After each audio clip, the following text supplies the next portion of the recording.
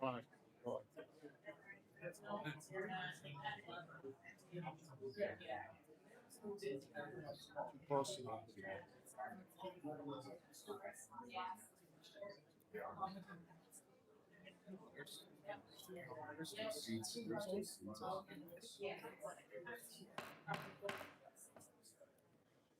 to lead.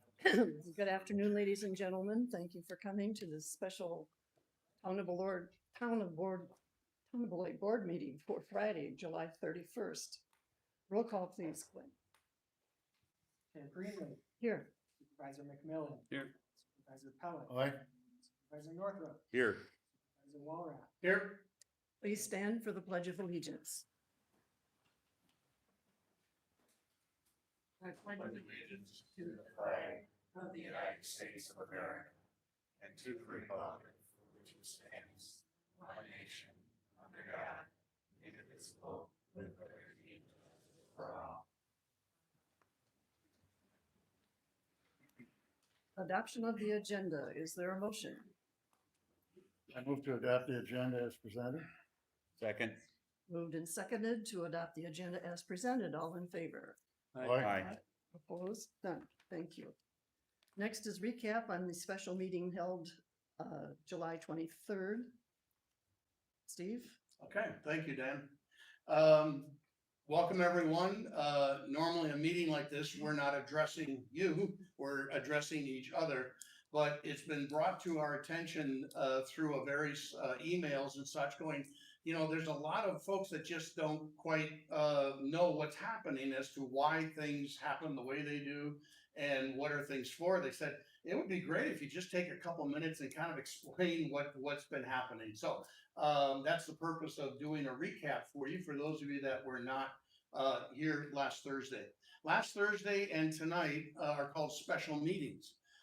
You're going to see probably more of those in the future. A special meeting is held because we don't get a chance to talk to each other. When you want to do something, you get to go say, let's meet at the Rock and let's all hash it out. Let's talk about it. We can't do that. That would cause some pretty big news stories if we started doing that. And so that's why we have to call a special meeting to say, so what do you think? And what do you think? Because we don't get to talk to each other. And so that's what you saw last Thursday, was you saw us going, so what do you think, John? What do you think, Carl? And what do you think? And we get a chance to actually explain ourselves to each other. And so that's the purpose of a special meeting. And that's exactly tonight is another special meeting so that we can move ahead with items that we talked about last Thursday and to give you an update on things that we're working on then moving into the future. There was a curious comment that came at least I read it online, from a keyboard warrior who said, you looked confused last Thursday. And I don't comment online. But what I thought to myself was, yeah, we probably were. This is the first time this town has ever dealt with a multi-billion-dollar company, and we're in their sights. We've never dealt with this kind of litigation. We've never dealt with this size of things. So to be very honest, I thought, yeah, we probably look confused because we're human. We're trying to figure things out. And this is when we talk to each other and go, I wonder what we should do. Or what if we tried this? Or what if we tried that? So I'm proud to say we're all human and we're not AI. And so we're going to be figuring things out as we move forward. So that's the purpose of special meetings. The second thing that came up to me in some emails and conversations, which is a very valid question, why can't we simply ban this whole idea? Why can't we just say, no, we don't want it? Okay, yes, I know I have a data center in my hand, and yes, I put my shopping list on Alexa, and okay, I get all that, but we just don't want this. Why can't we just say no? So I'd like to lay out in just a very brief time here, with your permission, the legalities why we can't ban something. There are two primary legal reasons why you cannot ban a single industry.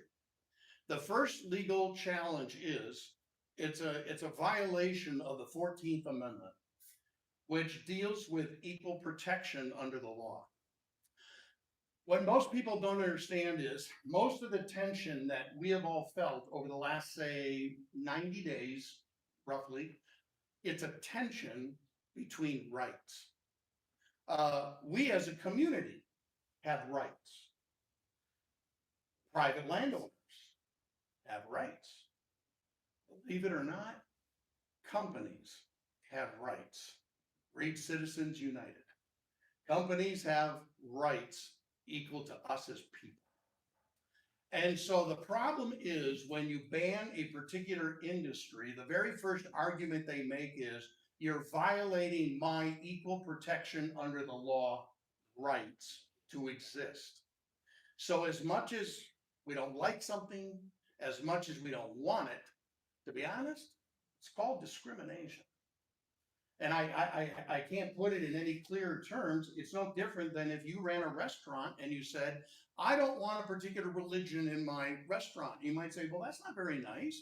That's called discrimination. No, it doesn't matter. I don't like it. I don't want it. And I don't want that religion. I'm afraid it's the same example, only I hate to tell you, but it's companies that will claim, and again, I'm only talking about claims, that they claim equal protection under the law. And so that's the first reason why banning something is inviting litigation. The second reason why banning is inviting litigation is because of something called taking. A local government.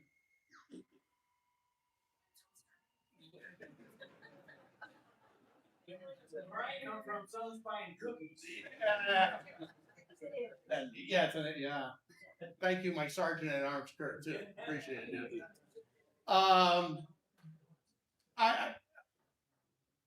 There's something that we do as a local government, and it's called police powers. Now, that has nothing to do with law enforcement.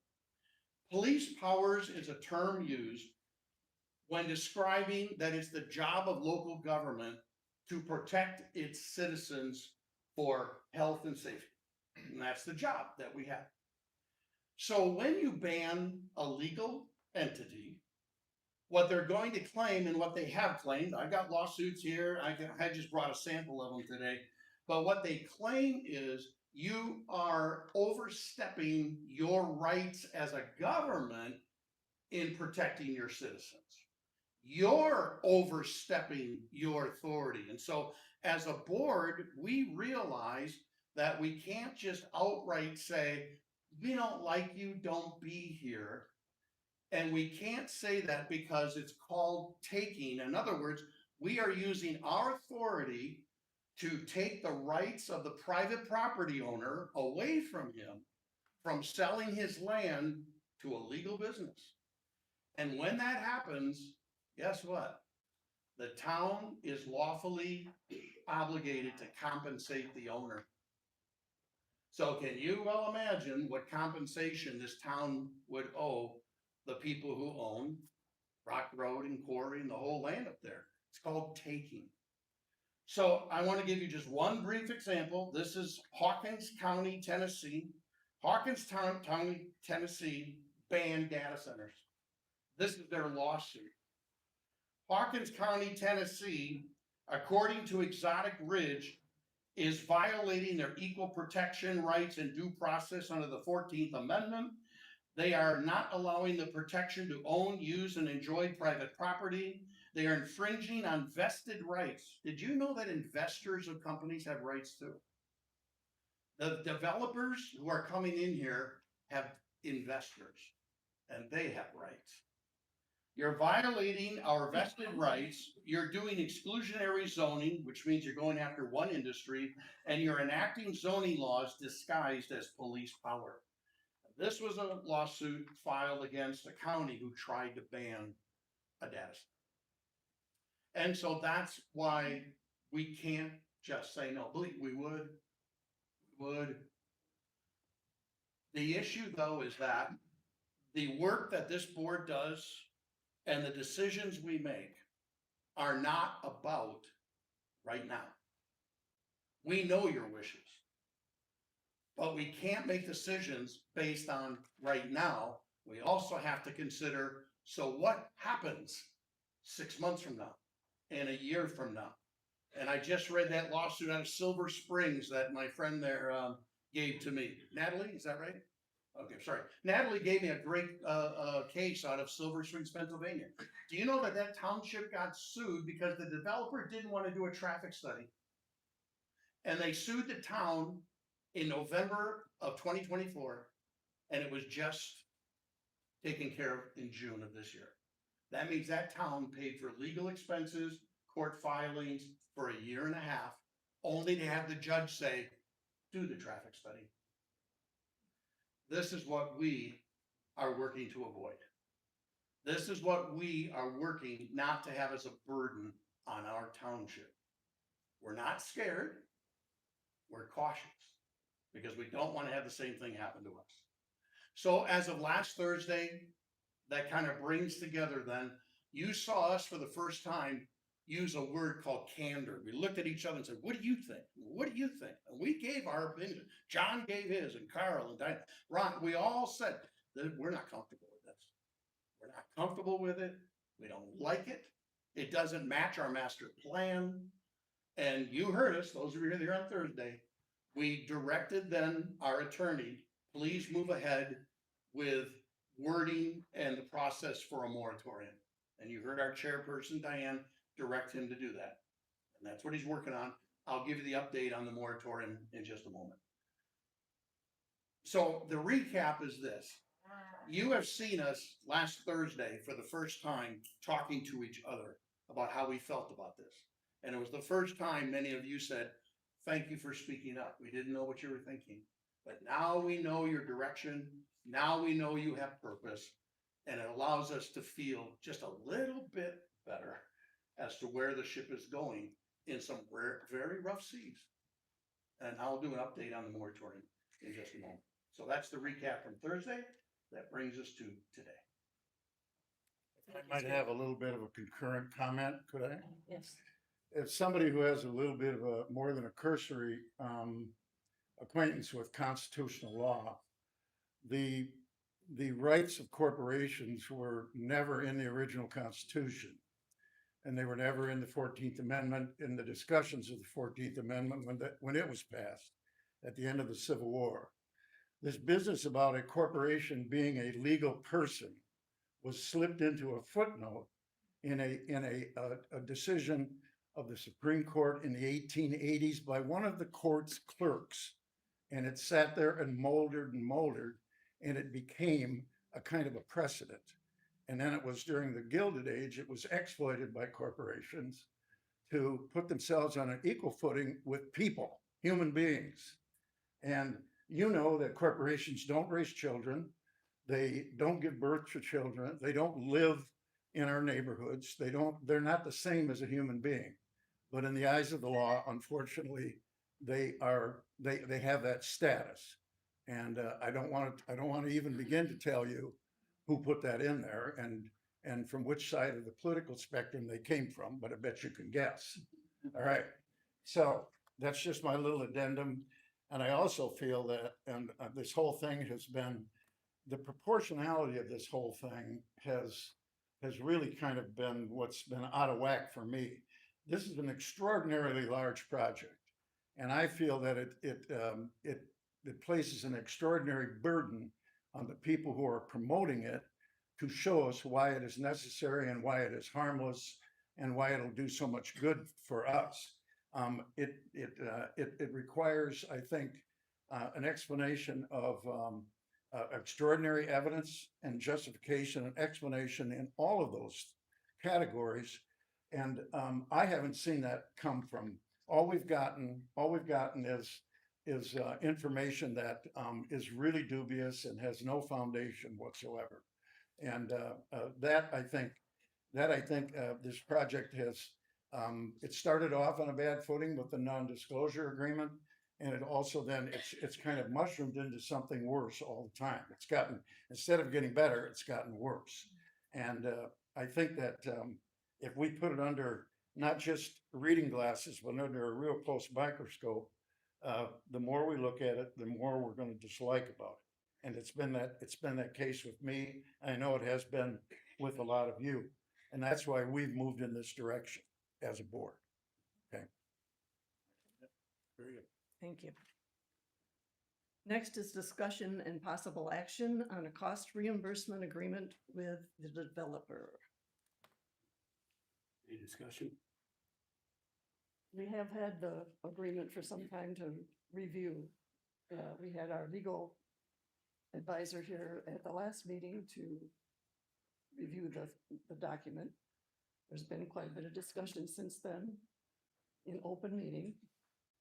And I think we all pretty much have the same feeling about it. In that, just, I will make a motion to reject the cost reimbursement agreement with Panattoni Development.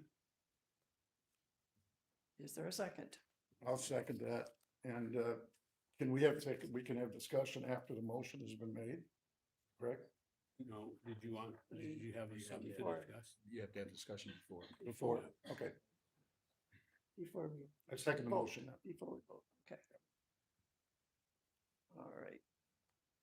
Moved and seconded to terminate. You want to, repeat the motion if you would. Turn your microphone on, Carl, maybe. There you go. Make a motion to reject the cost reimbursement agreement with Panattoni Development. And you're saying, Madam Chairman, that there's no discussion when the motion's on the floor? It's a matter of parliamentary procedure. Is that the way it should go? That's what I understand. Well, I asked if there was any discussion, you didn't say anything. Right, but I meant, but normally I know in the school board, if we have a motion, we can have discussion until the motion is voted on.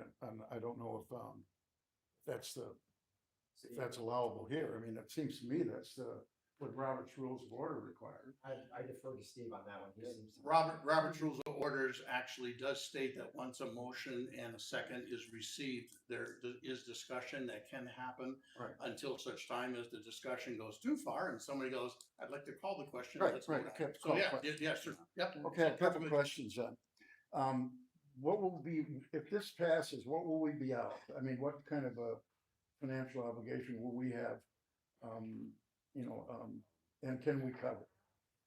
So are you talking about our Up to expense? this point, our expenses up to this point. They're still coming in, but we're probably 25 to 40,000 in the hole. Okay, We originally received 75,000. okay. We burnt through that and we're Right. still receiving invoices. So we went over the 75 Yes, and in addition to that, 25 to 40. roughly, yes. My lord. The second question I would have is,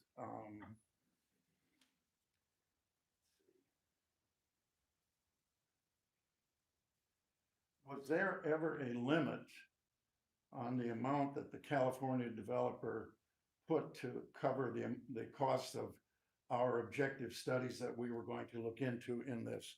I know they put up an original 250,000, Correct. and then additional money could be put into it Yes. at our request, and they had a certain time limit Yeah. to make that money available and Correct. so on.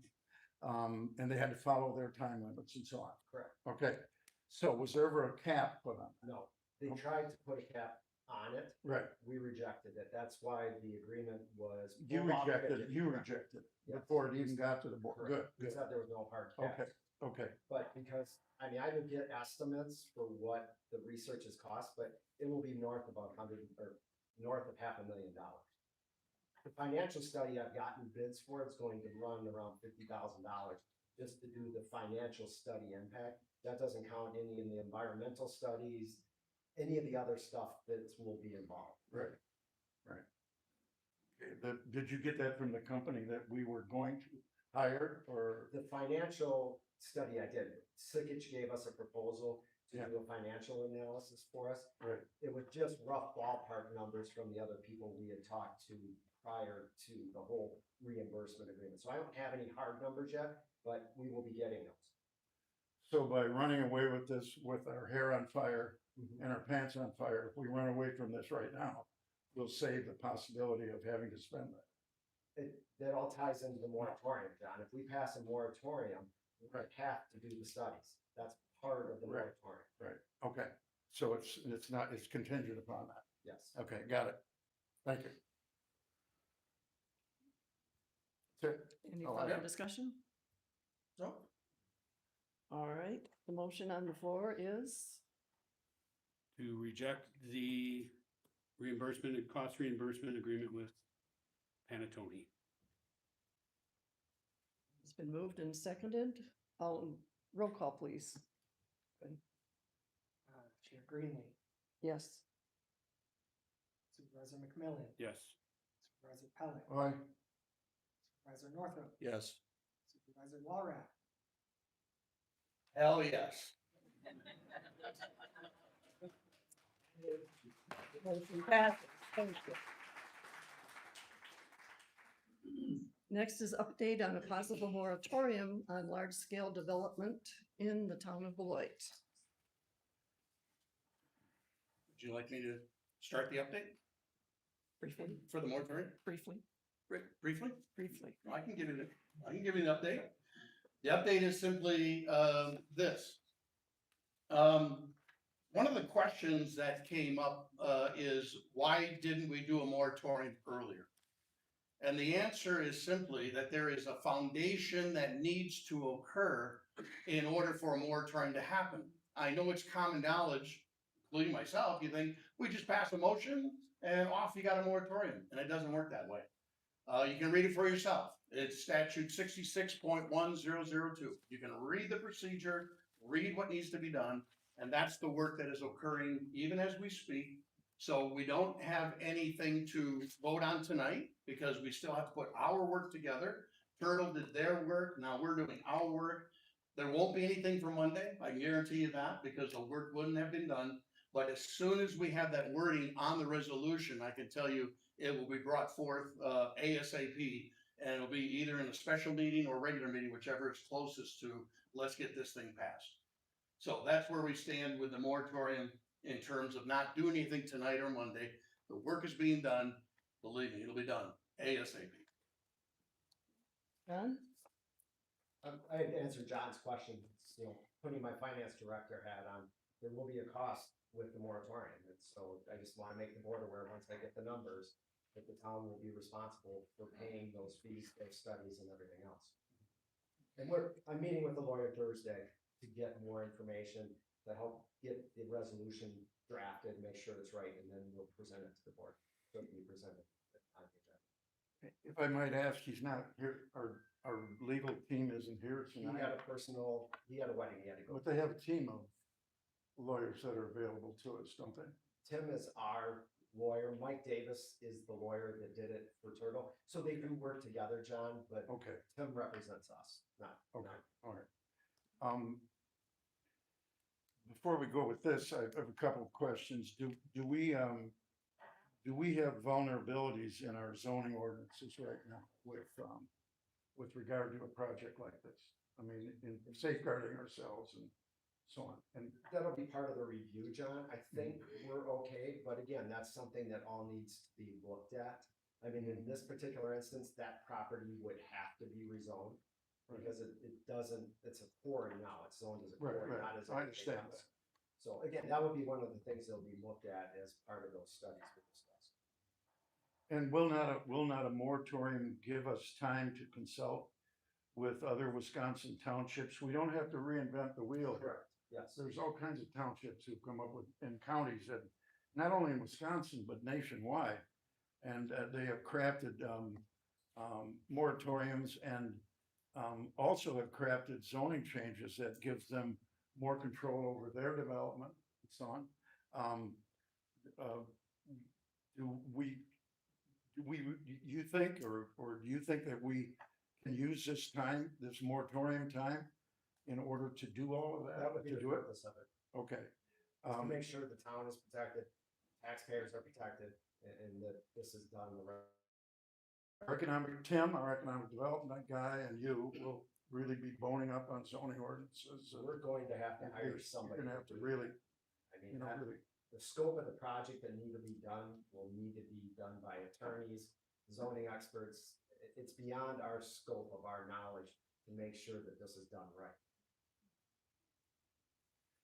All right, and then finally, when this is all said and done, and we do all of that work, and they say the 18 months, is up, which we max out at, and that's just according to Wisconsin law, right? We can go for 12 months and then an additional 6 months. on a moratorium. That's current state law, correct? It's a state statute, the one that Steve quoted. It's laid out exactly. Right. There has to be a reason why you're doing a moratorium, and then you have to prove it. Right. You can't just say you want a moratorium and then not do any of the studies that are required to prove that this is really a health risk or an engineering risk or whatever it is. Right. I think it's health and engineering are the two reasons you can do a moratorium. So let's just suppose that we go through all of that, and at the end of 18 months, and let's just suppose for hypothetical argument that I'm a believer that big time developers combined with power companies and big tech boys, and property owners who want to sell will beat our local moratoriums in the end because they have a zeal for profits and because they have the money and they have the lawyers to continue to take us on. Do you think that is one of the outcomes? Potentially, or potentially they'll go somewhere else. Yeah. And anywhere there's power lines and substations, they're going, they're looking for land. I mean, if you read the news, the 4 big hyperscalers just had results released this week. They're spending $1 trillion next year. Right. Putting up data centers, hundreds of data centers. And Alliant and other power, or other, transmission line companies. I'll show you. Have you seen the That's plan shared coming out of- some board members and coming out of Genoa and DeSoto, Wisconsin, Yeah. all the way Yes. around to King the County, Beloit yeah. area again. Correct. And it goes over into Walworth County, into Dane and Columbia County. It's a huge But our circle. state doesn't charge sales tax on the computer equipment. So for these Right. huge corporations, that is a big windfall. Right. So there's no sales tax. They're not paying any sales tax on billions of dollars of computer equipment. So that makes Wisconsin cheap land, cheap power, no sales tax. Mhm. We're like a magnet. Madam Chair, can I have one more update? All right, All right. As I mentioned, there are 3 entities that all have rights here: community, the developer, and the private landowner. There have been plenty of lawsuits where this didn't happen, and the private landowner sued the town in conjunction with the developer. And they have legal rights to do that. So I wanted to say something very quickly on behalf of Rock Road, who we all know is the private landowner of the quarry. And with permission, I have permission from Jacob to share just a couple things. I asked if it was okay. He said, absolutely, please share. They dropped off a letter to our town. I'm not going to read the whole thing to you. I'm sure it's available publicly to the town, but I simply want to do just a couple sentences. Accordingly, Rock Road supports a moratorium with the approvals of the town of Beloit. The purpose is to give the town time to establish rules, meaningful guardrails, and enforceable protections. Rock Road remains committed to working constructively with the town board as we have for decades. A moratorium is a responsible way to allow research and due diligence before the town considers any future proposal. Our owner came out on the side of the community. You have to know how important that was. You have to know. And so I appreciate Jacob. He has introduced himself to us. I would encourage you to thank him that their ownership and management is on the side of the town. So thank you, Jacob. Thank you. Thank you, Jim. No, wait a minute. with that being said, is there a motion to explore the possibilities of a moratorium on large-scale developments in the town of Beloit? I'll second that. Are you making a motion? Make the motion. No, I'm asking for a motion. To Chair- the just chair does explore not- the, The chair does not usually make oh, motions. you can, but that's why I'm curious, that's all. Yeah. I think Okay. John- No, I think Just, John- may I have one question for Steve on the letter you wrote? What was Rock Road said this would allow us to, would you quote that again? Well, it was just simply a letter of support saying that they support the moratorium and that they support it for the purposes of the town. Yeah, they support it for the purposes of the town to do the research and due diligence, as a strong community member. To find out what? Well, that's what the moratorium is for. It's for us to find out exactly what guardrails, rules, Right. due diligence, what things do we need to protect our town? And as long as you brought that up, I'll make one quick point. Mhm. We aren't saying data centers anymore. Because that is singling out a single industry. Mhm. And so the topic we're using is large scale projects. Okay, so we're not singling out any industry, where nobody can come after us saying, you don't like us and you're discriminating. It's any large scale project Mhm. is what we're gonna be setting up the guardrails and rules for, no matter what it is, no matter what it is. Yeah. That Is, means, is the size of the project one of the things that would be permissible for rejecting something like this on a legal, would it be legally? If we craft our ordinances that way, yes, we would have to have it. Is a destructive impact on adjoining property owners' values a principle that we could put up as legally defensible in a court of law to protect those property owners and be a justification for keeping something like that out of here? That's something we'll have to explore with our attorneys and other attorneys to make sure Right. that would hold up in a court, that that's a valid reason to be able to reject the developer's request. But that would all be stuff that would be considered, John. Well, and again, the land that we're talking about is, we know what our mission statement for the township and how we want it to develop. We've agreed on that. We have a vision about what we want the township to be about. We want to keep the rural, semi-rural nature of the township and the openness of the township available to the people moving in here and living here, and they've enjoyed it up to this point. And also, if that works against the mission of the township, is that something that would be legally defensible? Again, those are all questions the attorney's going to have to answer, to make sure we don't put something in there that'll leave us open to a lawsuit. Well, and it seems to me like a large project of this scale, just the size of it, we're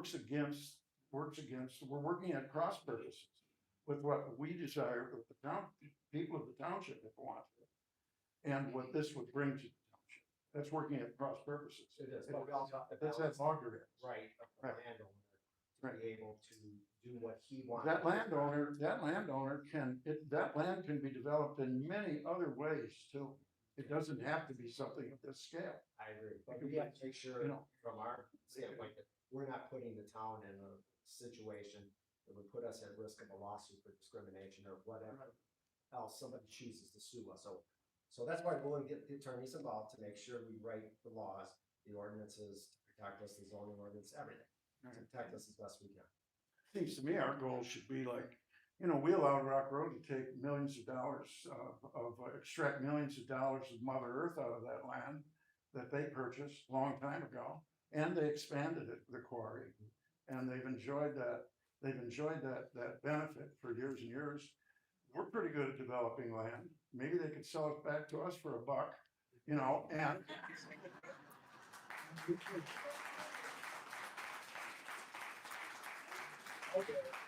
no, and we could develop it the way we really wanted to develop, which we've done successfully. We don't have $35 million to run water up to the. Right, well. I'll make a motion that we move ahead with the wording that allows our legal team to put together a moratorium, a 12-month moratorium. I second. moved and seconded to move forward with a possible moratorium on large-scale development in the town of Beloit. All in favor? Aye. Opposed? None. Thank you. Is there a motion to adjourn? I make. So move, go ahead. I make a motion to adjourn. Second. Moved and seconded to adjourn. All in favor? Aye. Aye. Opposed? None. Thank you. We are adjourned.